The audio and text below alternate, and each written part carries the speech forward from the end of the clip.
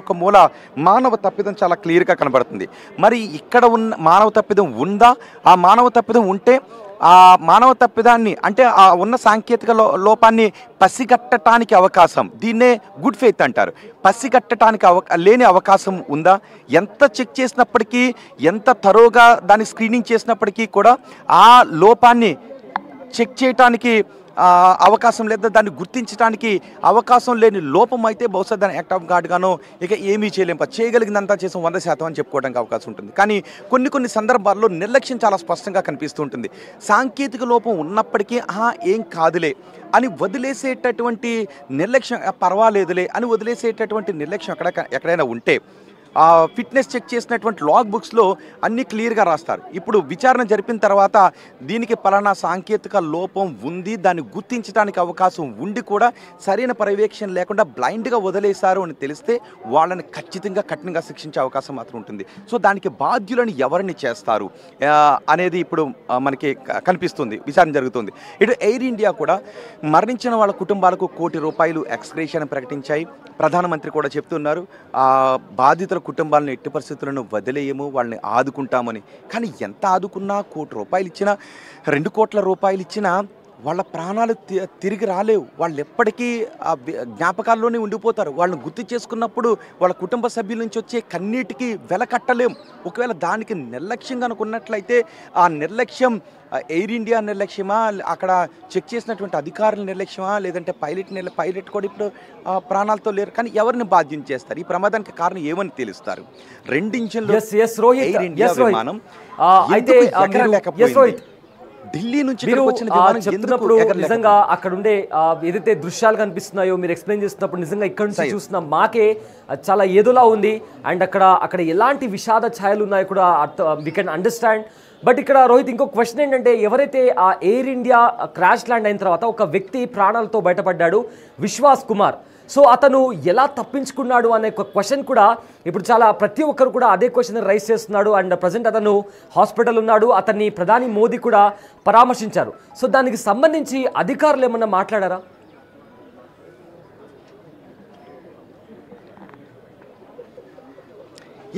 ఇది మిరాకిల్. నిజానికి నూకలున్నాయి అని మనం పత్రికల్లో చూస్తూ ఉన్నాం. నూకలుంటే భూమి మీద ఎవరు ఏం చేయలేరు, పిడుగు పడ్డా కూడా అందులోంచి బయటకు వచ్చేస్తాడు అని. ఇది పిడుగు కంటే ప్రమాదకరమైన ఈ ప్రమాదం నుంచి అతను ఎలా బతికొచ్చాడు అనేది. అతను 11A సీట్లో కూర్చున్నాడు. ఆ 11A సీట్లో నుంచి ఎమర్జెన్సీ డోర్లోంచి బయటకు వచ్చేసాడని చెప్తున్నారు. అతని టికెట్ కూడా కనబడుతూ ఉంది, అతని టికెట్ కూడా జేబులోంచి ఉంది. అతని తలకి గాయాలయ్యాయి, మొహం పైన గాయాలయ్యాయి. ప్రస్తుతం అతను కూడా ఆసుపత్రిలో చికిత్స పొందుతున్నాడు. ప్రధాని మోదీ కూడా తనతో మాట్లాడారు. తను ఎలా బయటకు వచ్చాను అనేది, అంటే ఆ క్షణంలో ఫ్రాక్షన్ ఆఫ్ సెకండ్స్లో ఆ బ్లాస్ట్ జరిగింది. నిజానికి చూడు ఒకసారి, ఈ బిల్డింగ్లో ఉన్న వాళ్ళందరూ చనిపోయారు. ఆ విమాన ప్రమాదం కారణంగా ఆ బిల్డింగ్లో ఉన్న వాళ్ళు 24 మంది చనిపోయారు. ఆ ఫ్లైట్లో ఉన్న 241 మంది చనిపోయారు. కానీ ఆ 11A సీట్లో కూర్చున్న ఆ ఒక్కరు ఎలా బతికారు అన్నదే మిరాకిల్. ఇప్పుడు అతను చెబుతున్న దాన్ని బట్టి చూస్తుంటే అతను ఎమర్జెన్సీ డోర్ ఓపెన్ చేసుకుని బయటకు వచ్చేసాను అందులోంచి అని చెప్తున్నారు. నిజానికి అతను కొంచెం కోలుకున్న తర్వాత అతను షాక్లో ఉన్నాడు. ఏం జరిగి ఒక్కసారిగా భయాందోళన వ్యక్తం చేస్తున్నాడు. తనకి ఇప్పుడు ట్రీట్మెంట్ చేస్తూ ఉన్నారు. ఒకవేళ తనని పదే ఈ టైంలో అడగటం ద్వారా తన ఆరోగ్యానికి మరింత ఇబ్బందికర పరిణామాలు చోటు చేసుకునే అవకాశం ఉంటుందని కూడా అంటూ ఉన్నారు. సో అతను కావాల్సిన మెల్లమెల్లగా అడుగుతూ ఆ ట్రీట్మెంట్ కూడా చేస్తున్నారు. ఒక రకమైన షాక్లో ఉన్నాడు, తలకంతా కూడా గాయాలయ్యాయి. అండ్ ఇంకొకటి, ఆ ప్రమాదం నుంచి బయటపడి అతనే అంత షాక్లో ఉంటే నిజానికి ఇంకొక మిరాకిల్ కూడా మనం చెప్పుకోవాలి. ఒక మహిళ ఎయిర్పోర్ట్కి రావాల్సిన సమయంలో అహ్మదాబాద్లో చాలా ట్రాఫిక్ ఎక్కువగా ఉంటుంది. ఆ ట్రాఫిక్లో ఇరుక్కుపోయి 1 గంటకు ఎయిర్పోర్ట్కి చేరుకోలేకపోయింది. 1 గంట కంటే బిఫోరే ఒక ఇంటర్నేషనల్ ఫ్లైట్ కాబట్టి నిజానికి ఒక 2-3 గంటల ముందుగానే ఎయిర్పోర్ట్కి చేరుకోవాలి. కానీ ఆమె ఫ్లైట్ ఎగిరే సమయానికి అక్కడికి వచ్చింది. ఆమె నిరాశతో వెనుదిరిగి వెళ్ళిపోయింది. ఇప్పుడు ఆమె చెప్తూ ఉంది, ఈ ఫ్లైట్లో నేను వెళ్ళుండుంటే నా ప్రాణాలు కోల్పోయి ఉండేదని తలుచుకుంటేనే నాకు భయం వేసేస్తుంది, నాకు షాక్ అనిపిస్తుందని ఆమె అంటుంది. అలాంటిది ఆమెకి అలా ఉంటే ఆ విమాన ప్రమాదంలో నుంచి, అగ్నికీలలో నుంచి మృత్యుంజయుడిలా బయటకు వచ్చినటువంటి ఆ వ్యక్తి పరిస్థితి ఇంకెలా ఉంటుందో మనం అర్థం చేసుకోవచ్చు. అధికారులు మెల్లమెల్లగా మాట్లాడుతున్నారు. అతను ఎక్కువ క్వశ్చన్స్ చేయటం కంటే ఆరోగ్యం బాగుందా, ట్రీట్మెంట్ అందుతుంది, నువ్వేం కంగారు పడకు, ప్రభుత్వం నీకు అండగా ఉంటుంది, భారత్ నీకు అండగా ఉంటుంది, ఉంది, మేమందరం మీకున్నాం, ఇలాంటి మాటలు చెప్తూ ఉన్నారు. తను కూడా చెప్తున్నాడు ఎమర్జెన్సీ డోర్లోంచి బయటకు వచ్చేసాను. నిజంగా ఇది మాత్రం మిరాకిల్ సయ్యద్. ఎస్ రోహిత్, అక్కడికి రోహిత్ అక్కడ ప్రధానమంత్రి కూడా చేరుకున్నారు and aviation minister Rammohan Naidu కూడా అక్కడికి చేరుకున్నారు. అండ్ ఇందాక మీరు ఎక్స్ప్లెయిన్ చేస్తున్నప్పుడు ఒక ప్రయాణికుడి తల కూడా ఎగిరి కొద్ది దూరం వరకు వెళ్ళిందని కూడా మీరు చెప్పారు దానికి ఆ విషయానికి సంబంధించి. అండ్ అఫ్ కోర్స్ ఇక్కడ నుంచి చూస్తున్న మాకే, ఆ విషయాలు వింటున్న మాకే, ఆ డీటెయిల్స్ వింటున్న మాకే కాస్త ఏదోలా ఉంది. బట్ అక్కడ సిచ్యువేషన్ అంతా కూడా మీరు అక్కడ లైవ్లో ఉండి ఎక్స్పీరియన్స్ చేస్తున్నారు. అక్కడ ఎలాంటి సిచ్యువేషన్ ఉంటుందో కూడా తలుచుకుంటున్న కాస్త భయంగా కూడా ఉంది. సో అలాంటిది ఎవరైతే అక్కడ ప్రయాణికులు చనిపోయారో అండ్ ఆల్సో కొంతమంది డాక్టర్స్, ట్రైనీ డాక్టర్స్ కూడా అందులో ఆ ప్రమాదంలో చనిపోయారు. కొంతమంది ప్రొఫెషనల్ డాక్టర్స్ కూడా చనిపోయారు.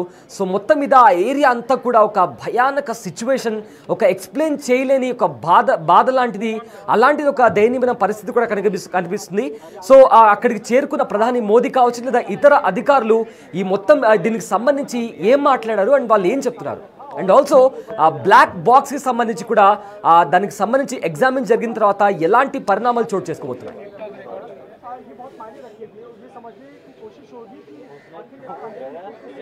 ఎస్, బ్లాక్ బాక్స్ సేఫ్గా ఉంది. నిజానికి బ్లాక్ బాక్స్ అనేది విమానం బ్యాక్ పార్ట్లో ఉంటుంది, టెయిల్ పార్ట్లో ఉంటుంది.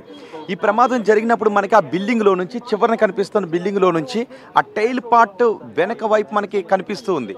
ఆ టైల్ పార్ట్ మనకి చాలా స్పష్టంగా కనిపిస్తూ ఉంది. ఆ టైల్ పార్ట్లోనే విమానం బ్లాక్ బాక్స్ ఉంటుంది. ఎందుకంటే అక్కడ ఎందుకు పెడతారు అంటే విమానం క్రాష్ ల్యాండ్ అయితే మంటల్లో చిక్కుకుపోయినా బ్యాక్ పార్ట్ సాధారణంగా సేఫ్గానే ఉంటుంది ఎప్పుడు కూడా. కాబట్టి అక్కడే దాన్ని అమర్చుతారు. సో ఇక్కడ 2 కిలోమీటర్ల దూరంలోనే, అంటే విమానం టేక్ ఆఫ్ తీసుకున్న 2 కిలోమీటర్లు అంటే మహా అయితే 1-2 నిమిషాలకి మించి ఉండేటువంటి అవకాశం ఉంటుంది. అందుకే ఎమర్జెన్సీ మేడే కాల్ని అనౌన్స్ చేశాడు. తిరిగి మళ్ళీ ఏటీసీ పైలట్తో మాట్లాడటానికి ప్రయత్నం చేస్తే విమానంతో ఎటువంటి సంబంధాలు కూడా ఏటీసీకి దొరకలేదు. ఈలోపే పెద్ద శబ్దం, ఎయిర్పోర్ట్ నుంచి చూస్తే ఆకాశంలో పెద్ద ఎత్తున పొగ కనిపిస్తుంది. అక్కడే ప్రమాదం జరిగింది అని వెంటనే ఇక్కడికి భద్రతా బలగాలు, రెస్క్యూ టీమ్స్, మెడికల్ సిబ్బంది, మెడికల్ హాస్పిటల్ కూడా పక్కనే ఉంది, మెడికల్ సిబ్బంది, ఫైర్ ఇంజన్స్ ఇవన్నీ ఇక్కడికి వచ్చి వెంటనే సహాయక చర్యలను ప్రారంభించాయి. కానీ సయ్యద్, నిన్న మాత్రం అక్కడికి వెళితే ఏదైతే ప్రమాదం జరిగిందో ఆ రెక్కలో కింద పడిపోయాయి, విమాన శిథిలాలు కింద పడిపోయాయి. అక్కడ ఎటు చూసినా చల్లా చెదురుగా ఉండి కాలిపోతున్నటువంటి మృతదేహాలు. విమానం పడిపోయిన వెంటనే అసలు మంటలు ఎక్కడి నుంచి ఆర్పాలో కూడా తెలియని పరిస్థితి ఉంది. ఎలా సహాయక చర్యలు మొదలు పెట్టాలో కూడా తెలియని ఒక గందరగోళమైన పరిస్థితి ఉంది. కళ్ళ ముందే అందులో మనుషులు కాలిపోతున్నారు. ఆ మంటలు వ్యాపిస్తూ ఉండటంతో కనీసం వాళ్ళ దగ్గరికి వెళ్ళి రక్షించడానికి అవకాశం లేదు. ఎందుకంటే మంటలు, ఒకవేళ మళ్ళీ ఎలాంటి పేలుడు సంభవిస్తుందో, ఏ కారణంగా జరిగిందో కూడా తెలియని పరిస్థితి ఉంది. కళ్ళ ముందే ప్రయాణికుల దేహాలు కాలిపోతూ ఉంటే దగ్గరికి వెళ్ళడానికి అవకాశం లేని పరిస్థితి. కొంచెం దూరంగా వాళ్ళ తల లాంటివి కూడా దూరంగా పడినటువంటి హృదయ విదారక దృశ్యాలు అక్కడ కనిపిస్తున్నాయి. సో ఇప్పుడు బ్లాక్ బాక్స్ వచ్చిన తర్వాత ఎటువంటి కాన్వర్సేషన్ జరిగింది, ఏటీసీకి పైలట్కి ఎటువంటి కాన్వర్సేషన్ జరిగింది అనేది చాలా స్పష్టంగా తెలుస్తుంది.